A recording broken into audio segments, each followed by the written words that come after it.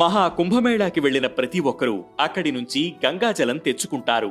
ఇప్పుడే కాదు, సాధారణ సమయాల్లో నదీ స్నానానికి వెళ్లినప్పుడు కూడా చాలా మంది నదీ జలాలని తమ వెంట తెచ్చుకుంటారు. పవిత్రమైన నదీ జలాలని తీసుకువచ్చి ఇంట్లో పెట్టుకుంటే మంచిదని నమ్ముతుంటారు. అయితే ఇలా చేసేటప్పుడు కొన్ని జాగ్రత్తలు తప్పనిసరిగా పాటించాలని పండితులు చెబుతున్నారు.